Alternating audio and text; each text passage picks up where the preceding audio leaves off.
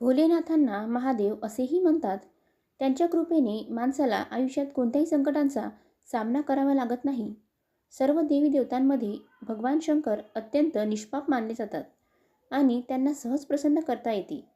भगवान शंकरांच्या गळ्यात नागांची माळ, डोक्यावर गंगा आणि कपाळावर चंद्र आहे. शिवपुराणात चंद्रदेव शंकराच्या मस्तकावर का बसले हे सांगितले आहे. भगवान शंकराने डोक्यावर चंद्र धारण केला होता अशा अनेक पौराणिक कथा आहेत.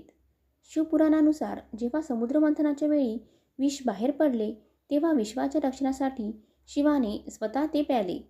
हे विष त्यांच्या घशात जमा झाले होते, त्यामुळे त्यांना नीलकंठ असे संबोधण्यात आले.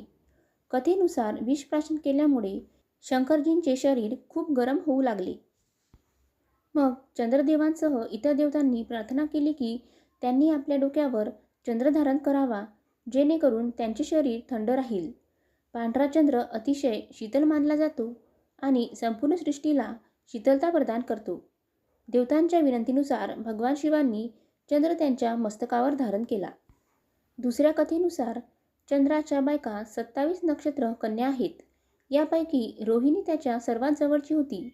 यामुळे दुःखी झालेल्या चंद्रमाच्या उरलेल्या पत्नींनी वडील प्रजापती दक्ष याच्याकडे तक्रार केली.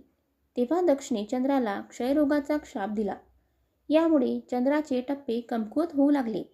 चंद्राला वाचवण्यासाठी नारदजींनी त्यांना भगवान शंकराची आराधना करण्यास सांगितले.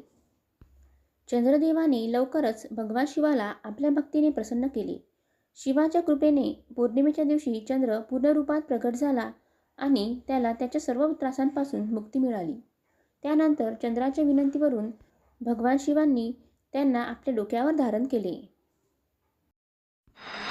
जर तुम्हाला माझा व्हिडिओ आवडला असेल तर प्लीज माझ्या चॅनलला लाईक, शेअर आणि सबस्क्राईब करा.